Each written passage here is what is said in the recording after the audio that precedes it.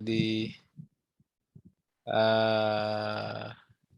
okey, tadi saya kata tadi ada benda yang kadang-kadang kita kena hati-hati ya.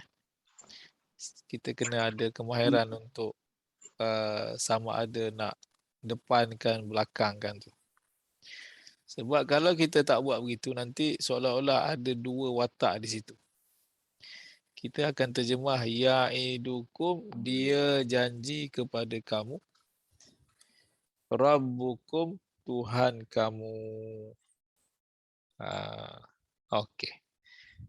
Jadi macam mana nak mengatasi isu tu? Kita terbalikkan. Bagaimana nak terbalikkan? Qala, dia telah berkata. Ya qaumi, wahai kaumku. Alam. A dengan lam. A adakah? Lam tidak. Kalau satu-satu, adakah tidak? Tidakkah? Selepas alam, kita ambil Rabbukum dulu. Tidakkah Tuhan kamu? Itu cara dia. Tidakkah Tuhan kamu ya'idkum, menjanjikan kepada kamu, wa'dan, janji, perjanjian, hasanah, yang baik, yang elok. Jadi kita selamatlah, kita dapat satu je lah. Mana yang berjanji di situ siapa? Tuhan, betul? Tuhan kamu menjanjikan kepada kamu. Kalau tidak nanti kita akan buat double. Tidakkah dia janjikan kepada kamu Tuhan kamu? Apa ni? Siapa dia, siapa Tuhan? Seolah-olah ada double aktor di situ. Jadi kita terbalikkanlah. Sebab bahasa Melayu ni, kita kan dah beritahu Melayu, dia tak boleh start dengan kata kerja.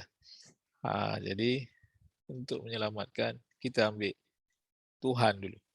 Bukankah Tuhan kamu menjanjikan kepada kamu dengan apa? Wa'dan, janji, perjanjian, hasanat. Soalan tu, itu soalan tu. Wa'dan hasanan, perjanjian yang baik, janji yang baik. Itu kan tanda soal belakang tu. Okey, ada tanda soal. Okey. Nak tanya. Ya. Ini kalau adakah apa nama benda ni macam common lah bila ada kata kerja dulu, kemudian ada kata nama Rabbukum ya'idukum dengan Rabbukum tadi kan. Memang kalau kita nak translate kena cakap yang apa, yang kata nama dulu Rabbukum. Memang biasa macam tu, Ustaz. Okey. Saya cuba jawab. Okey. Ini yang saya nak cuba jawab lah.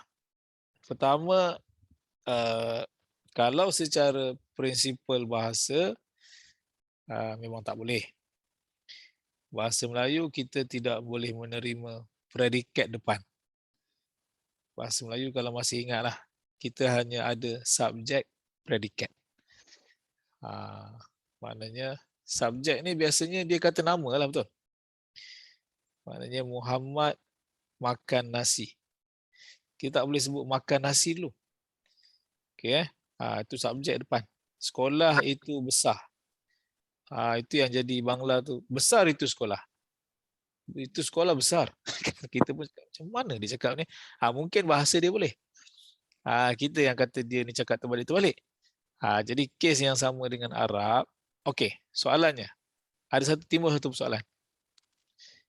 Kebiasaannya, kalau orang yang belajar bahasa Arab, terutama pondok-pondok ni, kadang-kadang dia masih juga nak terjemah ikut Arab punya susunan. Okey, walaupun bahasa Melayu tidak boleh. Sepatutnya tak boleh. Jadi kalau dia kekal nak ikut juga Arab, sebab dia kata dia nak ikut arrangement Arab, susunan Arab tu dia tak nak ubah. Okey. Kalau still nak ikut macam itu juga, katakanlah dia berkeras nak ikut macam itu, boleh tak dia terjemah? Biasanya boleh, tapi dia kena pusing. Apa maksud dia kena pusing? Cuba tengok ayat tu balik. Kalau saya pusing, kita faham lah, kita boleh faham. Tapi kalau kita belajar Arab, kita tahu itu dia dah kona lah. Apa dia buat? Kalau kita tak terima, kita hanya ikut bahasa Melayu, kita akan terjemah, alam tidakkah, bukankah, Rabbukum ya'idukum, Tuhan kamu menjanjikan kepada kamu. Itu yang normal. Itu yang sepatutnya. Tapi kalau yang jenis nak juga ikut Arab, macam mana dia buat? Dia ada teknik ni. Dia buat macam mana? Alam ya'idukum rabbukum. Bukankah dijanjikan oleh Tuhan kamu itu? Dia akan terbalik, faham tak? Dia akan guna di lah. Dia ada cara kona dia. Tapi tak sedap lah. Saya tak sedap lah. Kan? Sebab kita pegang bahawa maksudnya apa? Subjek dan predikat. Okey, jap. Saya tunjuk Cuba saya bagi saya setengah minit, saya nak tengok ayat tu, saya nak tengok terjemahan dia. Sekejap Mari kita spot dalam Quran sebentar. Kita buktikan. Nak tengok ayat berapa tu? Alam.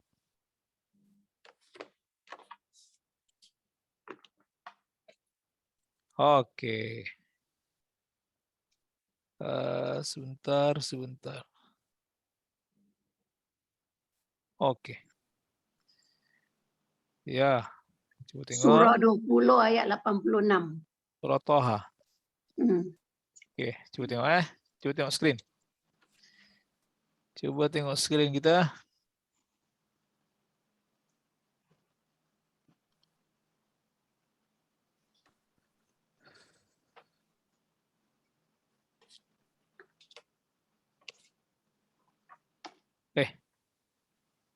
Lain pula ni. Saya dia keluar lain.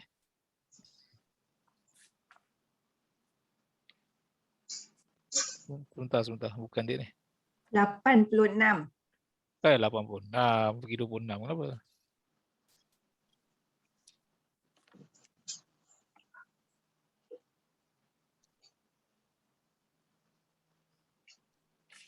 Ya. Nampak? Ni. Cuba tengok sini. Ini teori saya lah. Sekejap Tengok semula. Betul atau tidak teori saya? Tengok. Faraja'a Musa ila qaumihi ghadbana asifa. Lalu Nabi Musa balik kepada kaumnya dalam keadaan marah dan bersedih. Qala ya qaumi. Dia berkata, wahai kaumku. Alam ya'idukum rabbukum. Bukankah Tuhanmu telah menjanjikan kepadamu? Maksud dia mesti Tuhan dulu. Nampak? Orang yang DBP takkan guna kata kerja. Karena kalau dia terjemah, bukankah telah dijanjikan oleh Tuhanmu itu, itu dia konah. Bahasa Melayu tak boleh, mesti subjek predikat. Maknanya kalau bahasa Melayu standard, dia tak akan adjust ikut Arab, dia akan ikut kita. Bukankah, ni yang bukankah ni alam ni. Tuhanmu, cuba tengok. Tuhanmu dekat sini selepas daripada berjanji, betul? Kenapa dia tak terjemah janji dulu? Tak boleh. Tak boleh. Bahasa Melayu tak terima. Kecuali orang yang belajar pondok, dia ada cara dia tu terpulang. Tapi kalau bahasa Melayu as a bahasa, tak boleh. Kita mesti subjek, predikat. Subjek, predikat. Itu yang kalau kita dengar Tok Pondok dengan bukankah telah dijanjikan kepada kamu itu oleh Tuhanmu. Dia oleh banyak oleh tu, dia nak adjust. Dia kona. Dia nak juga kona. Tapi tak boleh sebenarnya. Bahasa Melayu tak terima. Jadi kalau bahasa Melayu yang original, dia tak bagi. Okey. Selesai. Sama-sama. Kalau nak juga nanti jangan marahlah. Itu besar itu rumah. Besar itu rumah. Kan? Alright. Seterusnya. Alright. Ya, Puan Halimah silakan. Tengok macam tak sabar nak baca tu. Astagfirullahaladzim pergi ya. Semangat, bukan tak sabar, semangat. Assalamualaikum Ustaz. Salam. A'udzubillahi minasyaitonirrajim. Wa ma ya'iduhumus syaitanu illa ghurura. Ya. Dan tidaklah dijanji dia Ah, menjanji itu jangan. dia syaitan Jangan menjanjikan jangan jadi bangla jadi. tidak syaitan menjanjikan melainkan apa tadi? Melainkan tipu daya dan tipu muslihatnya. Sekali lagi. Kat mana tipu muslihat ni? Dan tidaklah syaitan itu menjanjikan apa ya? Dan tidaklah syaitan itu menjanji kepada mereka melainkan tipu daya. Okey, terima kasih. Itulah bahasa kita. Nak kona, macam mana kalau orang yang kona? Dan tidaklah menjanjikan kepada mereka itu oleh syaitan itu. Dia berapa kali itu kat situ. Kan kadang-kadang kat TV ada, lama dia terjemah macam itu kan. Itu maknanya dia nak terjemah ikut Arab juga. Tidaklah menjanjikan ke mereka itu oleh syaitan itu. Kita pun bolehlah. Tapi bahasa yang kita selesa. Dan tidaklah syaitan itu, tiadalah syaitan itu, ya'iduhum, menjanjikan kepada mereka, illa, melainkan. Maknanya yang dia janjikan tu bukan lain, bukan tidak, kecuali apa? Ghurur, tipu daya, tipu helah. Okey. Yang terakhir untuk perkataan ini ada satu saja. Untuk baris yang terakhir ini satu-satunya. Tandakan satu-satunya fi'il amar. Satu-satunya fi'il amar. Di sinilah. Yang di sini satu-satunya fi'il amar. Ya. Yang ini kita bagi Puan Nur Aida kita. Pun macam dah lama tak baca tu. Silakan.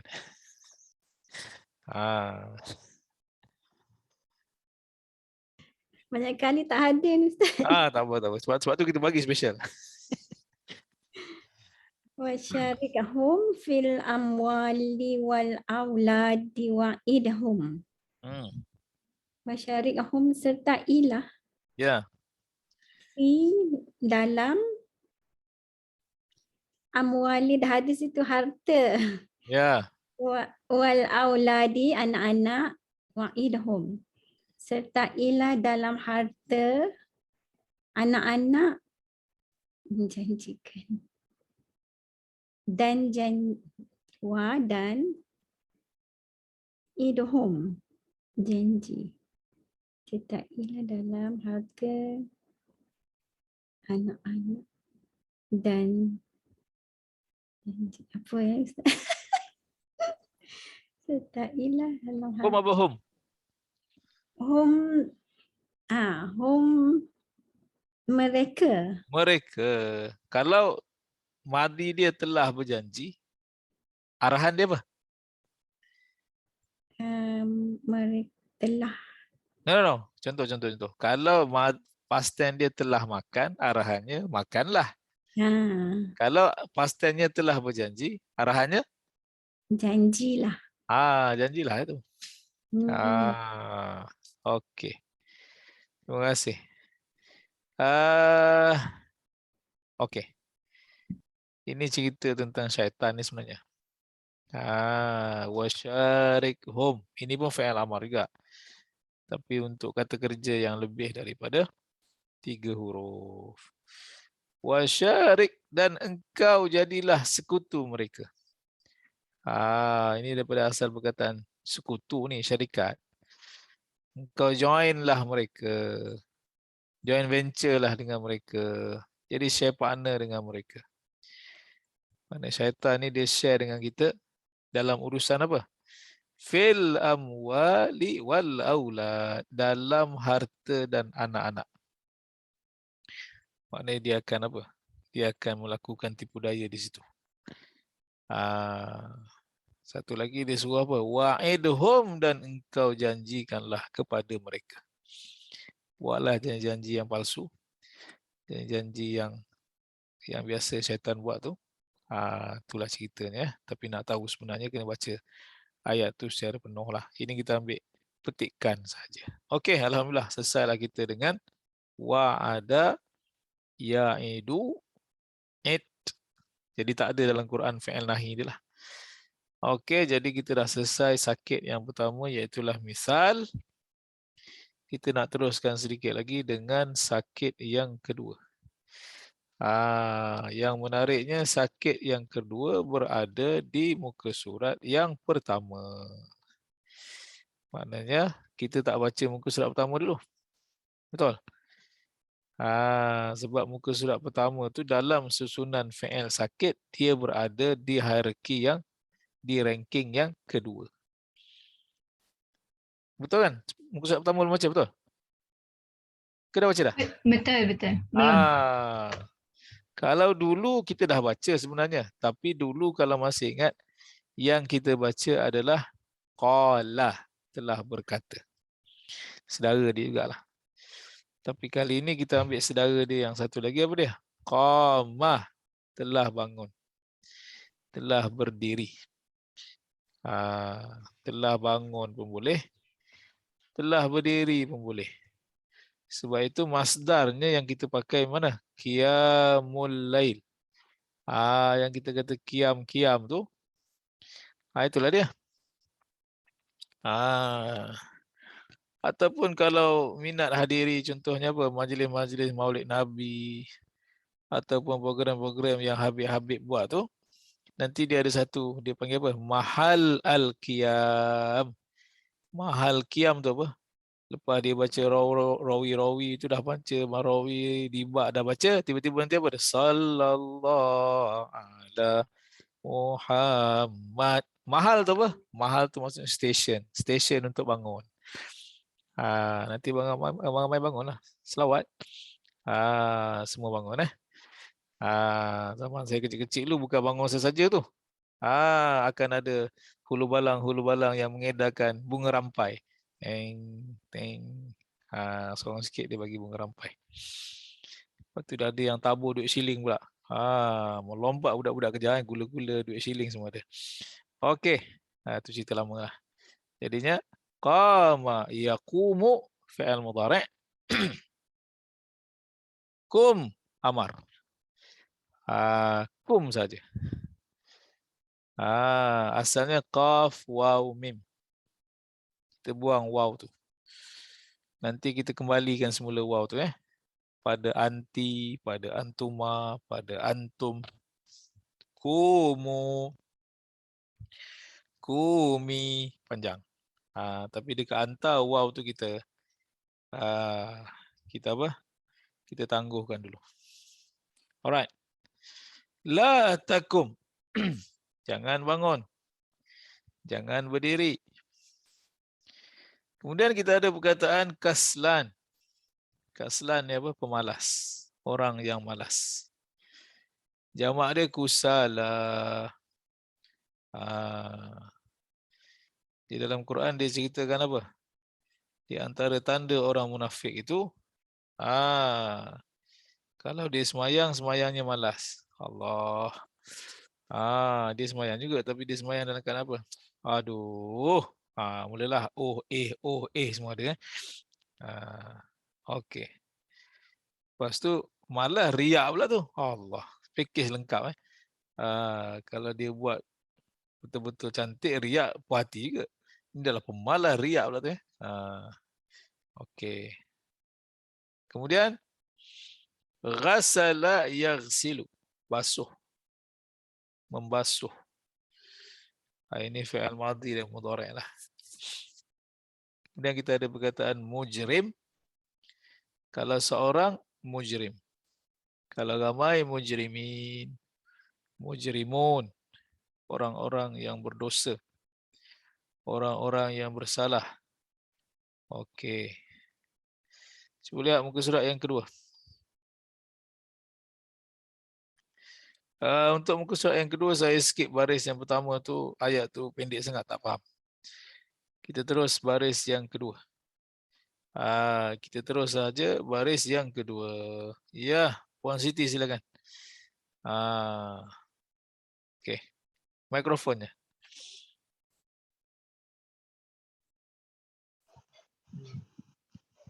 Bismillahirrahmanirrahim. Isqamu faqalu rabbuna rabbus samawati wal ard. Apabila qamu mereka berdiri, faqalu maka mereka berkata, Rabbuna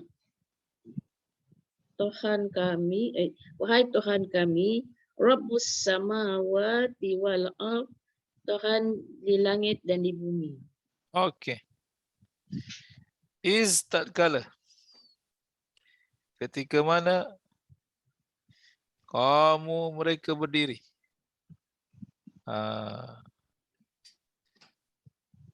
Faqalu, maka mereka berkata. Kalau ikut terjemahan tu, fa tu maka lah. Tapi orang Melayu ni jarang kita kata maka. Sesekali je. Maka kami rakyat Malaysia berikrar akan berikrar adalah maka.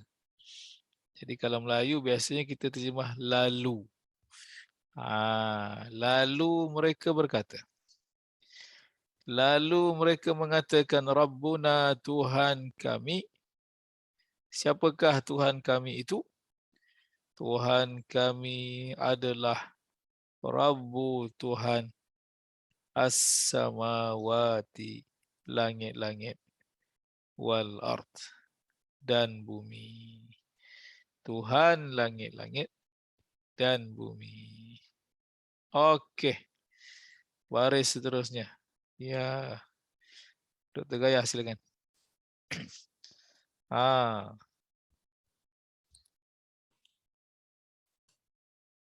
Bismillahirrahmanirrahim. Wa iza qamu ila sholati qamu kusala yura'unan nas. Wa iza, dan apabila qamu mereka berdiri ila solat untuk solat, qamu mereka berdiri Usola pas Ustaz. Dekat muka surat pertama ada. Muka surat pertama. Oh, usola tadi. Oh, pemalas. Mereka berdiri, mereka berdiri malas. Yuraun, mereka riak. Mereka manusia riak. Mereka riak ke manusia riak? Mereka riak, nas manusia. So nak ambil mereka riak dulu ke manusia dulu? Manusia, mereka manusia riak. Manusia riak, mereka riak. Manusia riak, mereka riak. Yang ni tak boleh guna teknik yang tadi. Yang ni tak boleh kita simply terbalikkan sebab orang munafik tu yang mereka itu riak kepada manusia. Manusia ni orang lain, tak ada kena-mengena. Manusia ni bukan orang tu. Kita bercerita tentang orang munafik. Orang munafik ni wa iza, dan apabila qamu mereka berdiri ila salah, kepada salat, maksud berdiri untuk mengerjakan salat. Qamu kusala, mereka berdiri dalam keadaan pemalas. Yura'un, kemudian mereka riak. Kepada siapa mereka riak? Yura'unan nas, mereka menunjuk-nunjuk kepada orang. Jadi tak boleh tukarkan nas tu belakang. Tak boleh adjust tu sebab nas tu orang lain. Maknanya mereka menunjuk-nunjuk kepada manusia, kepada orang lain lah. Ataupun terjemahan kita bahawa orang ramai. Mereka menunjuk-nunjuk kepada orang ramai. Perkataan riak. Dia sebenarnya asal daripada ra'a, melihat. Perkataan asal dia yang ini, ra'a ni. Perkataan asal riya ialah 3 huruf asal lah. Maksudnya kalau kita nak cari dalam kamus, kita akan temui dia di mana? Ra'a, melihat. Telah melihat. Mudhari'nya yara. Tapi di sini dia jadi apa? Ra'a. Memperlihatkan. Okey. Menunjuk-nunjuk. Kalau melihat tu dia melihat seorang je. Yang ini lain. Okey. Yang ini bukan melihat lagi dah. Dia jadi lain. Maksudnya apa? Dia jadi macam bila saya angkat takbir tu dia jadi apa? Puan Halimah tak tengok pula hari ni. Astaghfirullahalazim. Kenapa dia tak tengok? Mana tak kecil hati pula orang tak tengok. Itu maksudnya nunjuk-nunjuk. Okey. Soalan terakhir. Ini sajalah soalan. Kenapa dalam hadis, ni Dr. Gayah kena jawab dulu lah sebab tadi dia yang baca ayat ni. Kenapa dalam hadis Nabi kata riya itu adalah syirik kecil.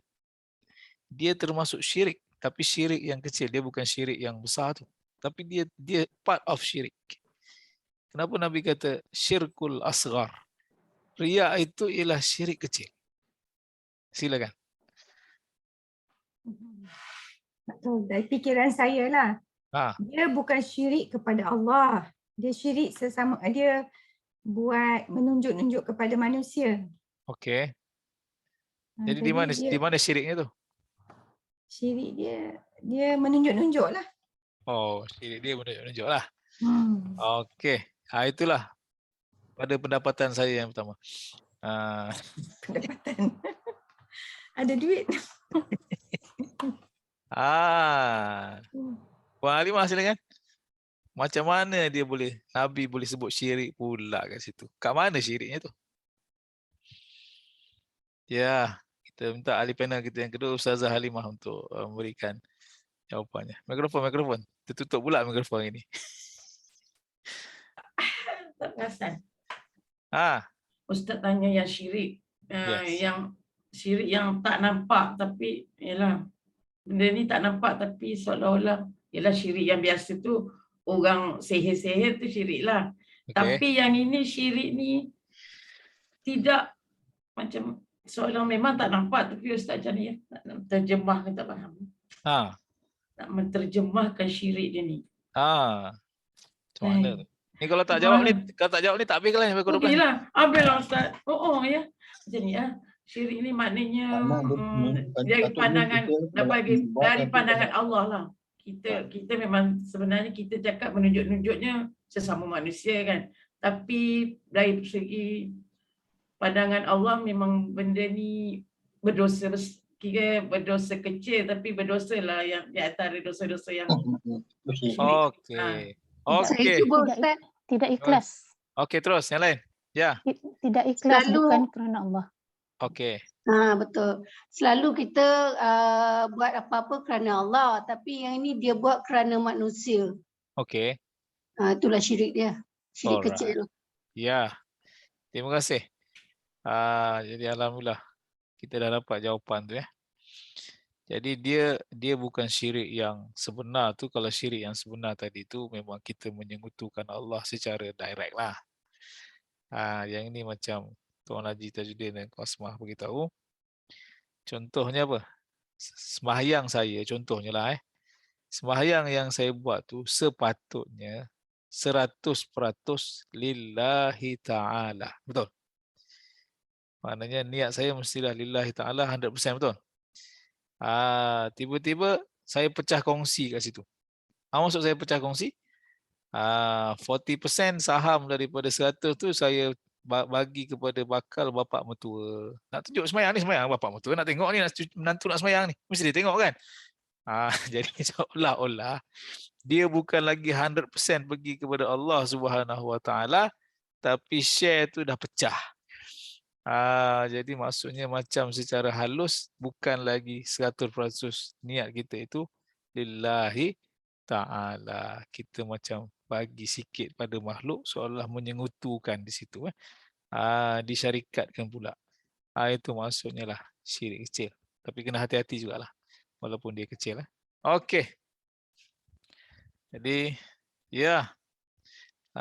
Sekadar itu. InsyaAllah nanti kita sambung. Masih lagi dalam kategori qama yaqumu. Cumanya bila kita dah masuk qama ni, sila jangan dilupakan wa'ada ya'idu, telah berjanji.